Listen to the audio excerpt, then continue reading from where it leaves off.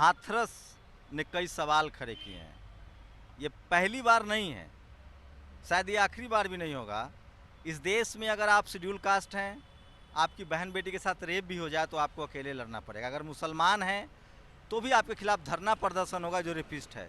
हाथरस में जो गैंगरेप हुआ है और उसको लेकर पहले सरकार की जो कार्रवाई है उस पर सवाल उठ रहे हैं, पुलिस की कार्रवाई पर सवाल उठ रहे हैं, और अब जिस तरह से जातीय उन्माद फैलाया जा रहा है उसको कैसे देख रहे हैं। मेरे साथ सूरज बौद्ध हैं जो आज़ाद समाज पार्टी के प्रवक्ता भी हैं, और इस देश में बहुत कम लोग हैं जो शेड्यूल कास्ट से हों या ओबीसी से हो या माइनॉरिटी से हो जो अपनी बात मजबूती से रखना जानते हैं और रखते हैं।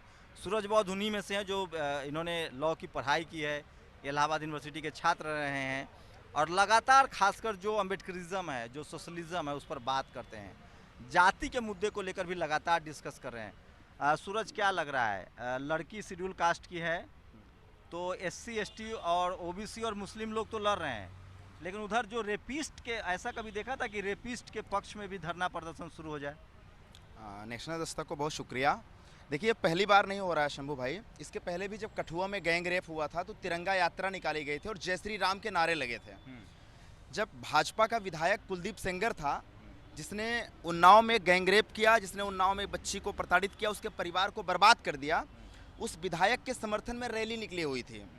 तो आज जब बलात्कारियों के पक्ष में महापंचायत हो रहा है, ये इस बात का वजह हिंदू है या वजह जाति है? सीधा जाति है, उसको आप हिंदू से भी जोड़ दीजिए, क्योंकि वाल्मीकि समाज भी तो हिंदू कहता है। नहीं, वो हमको हिंदू मानते ही नहीं है। हिंदू धर्म में रात में लाश नहीं जलाई जाती। पुलिस प्रशासन, सरकार ने जिस तरह से जबरन लाश को रात में जलाया है, ये इस बात का प्रमाण दिया कि जिस तरह से होलिका को रात में जलाया गया था, आज उसी तरह से इस बेटी को जलाया। लाश नहीं जलाता तो बाकी सब ठीक था, फिर आप हिंदू रहते? नहीं, उसके बावजूद भी जिस तरह से जाति अहंकार फैलाया जा रहा है, ये धर्म की वजह से, जाति की वजह से हमारे साथ शोषण किया जा रहा है। वो हमको हिंदू मानते ही नहीं है।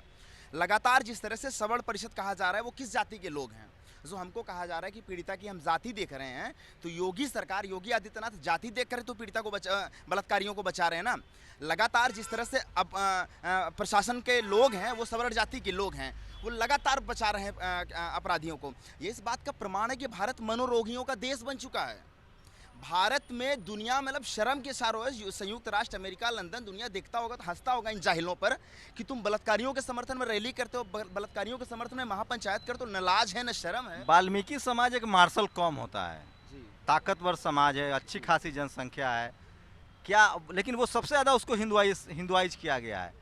आप लोग एससी एसटी ओबीसी के लोग कब तक वोट देते रहेंगे हिंदू नाम पर? इसका क्या सॉल्यूशन, क्या बुद्धिज्म की तरफ बढ़ा जाए? इसी दिल्ली में जब दंगे की राजनीति होती है तो सबसे पहले वाल्मीकि चमार और मुस्लिम समाज को आपस में लड़ाया जाता है, और आपस में लड़ते हैं, आपस में मरते हैं।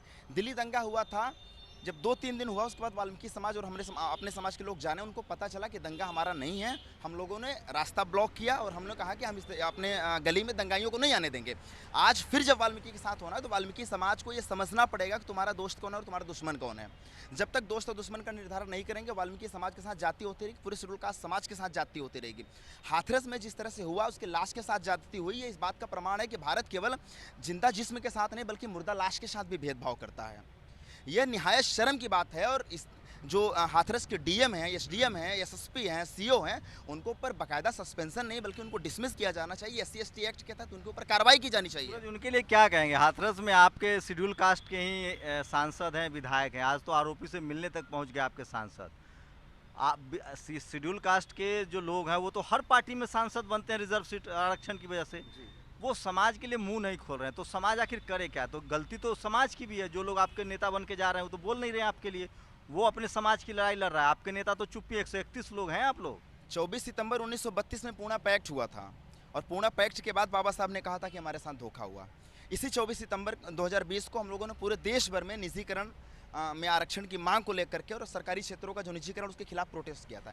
ये इस बात का प्रमाण था कि हम पूना पैक्ट के खिलाफ हैं, और पूना पैक्ट का दंश आज हमको झेलना पड़ रहा है कि जो जाहिल लोग हैं वो भारतीय जनता पार्टी में जा करके सांसद बन के बैठे हुए हैं, और अंततः वो बलात्कारियों के पक्ष में खड़े होते हैं, आरक्षण के खिलाफ खड़े होते हैं, भारतीय जनता पार्टी की नुमाइंदगी करते हैं। वो इस बात को भूल चुके हैं कि भारतीय जनता पार्टी जिस मनुस्मृति, जिस राम राज्य, हिंदू राष्ट्र को स्थापित कर रही है, आने वाली नस्लें, बच्चों के बच्चे, नाती पोता न तो प्रधानी जीत पाएंगे और नहीं सांसद विधायक बन पाएंगे। तो ये अपने पैर पर कुल्हाड़ी मार रहे हैं, बाबा साहब की उम्मीदों पर कुल्हाड़ी मार रहे हैं, बहुजन समाज के पुरखों पर कुल्हाड़ी मार रहे हैं, भारत के संविधान पर कुल्हाड़ी मार रहे हैं, भारत देश की अस्मिता पर कुल्हाड़ी मार रहे हैं। और हमें इसके खिलाफ भी लड़ना, लड़ाई केवल मोदी अंबानी पर के खिलाफ नहीं है, बल्कि इन दलालों के खिलाफ भी है जो मोदी अंबानी जैसे लोग को शह दे रहे हैं।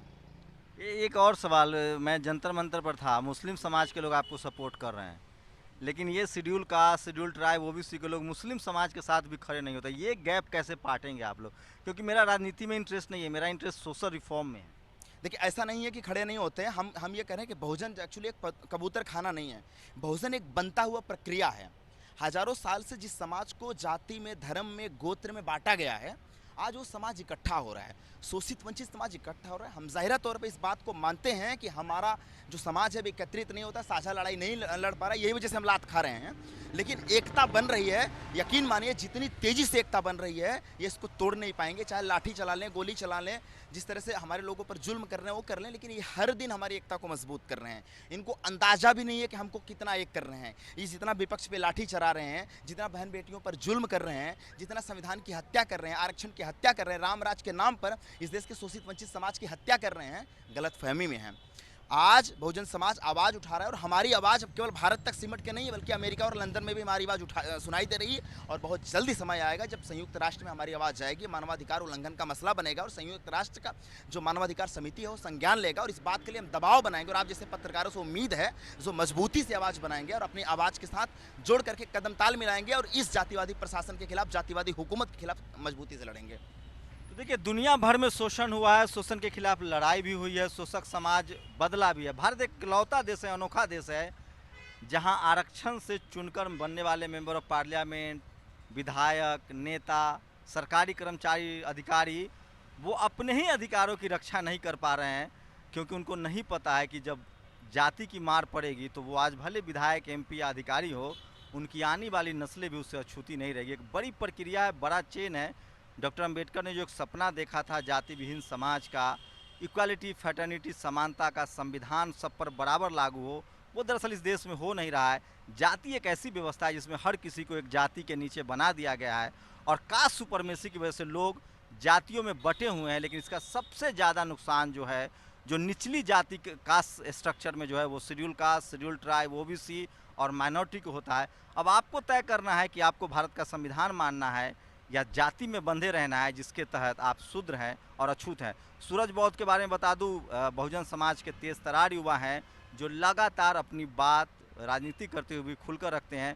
सोशल रिफॉर्म जब तक इस देश में नहीं होता है, जो फूले, पेरियार और अंबेडकर, कबीर, कांसी राम, इन सब की जो लाइनें थी, या फिर जगदेव बाबू की, तब तक आप राजनीतिक बदलाव से उम्मीद नहीं कर सकते हैं। फिलहाल बहुजन समाज के हिस्से में न तो सोशल बदलाव आ रहा है, न राजनीतिक बदलाव। उनको राजनीतिक अधिकार तो मिले हैं, लेकिन उसका इम्प्लीमेंटेशन नहीं। सोचिए, इस देश में आप 5 बार के भी सांसद हो जाएं, और अगर दलित हैं तो आपको सोशल जस्टिस मंत्री मिलेगा, और अगर आप सवर्ण हैं तो आप फाइनेंस मिनिस्टर बनते हैं। इस बदलाव को समझने के लिए आपको MPhil PhD करना पड़ता है। इसलिए मैं बार बार कहता हूँ कि जब तक बहुजन बढ़ेगा नहीं, पढ़ेगा नहीं, तब तक वो बढ़ेगा नहीं। शुक्रिया हमसे बात करने। शुक्रिया। कैमरामैन तारा दत्त के साथ शंभू कुमार सिंह, नेशनल दस्तक, दिल्ली। नेशनल दस्तक की आपसे गुजारिश है कि अगर इसको बचाना चाहते हैं तो नेशनल दस्तक को सब्सक्राइब करने के लिए रेड कलर के सब्सक्राइब बटन को दबाएं, फिर बेल आइकन की घंटी दबाएं। नेशनल दस्तक को बचाने के लिए बहुत जरूरी है कि हर खबर को शेयर करें, लाइक करें, कमेंट जरूर करें।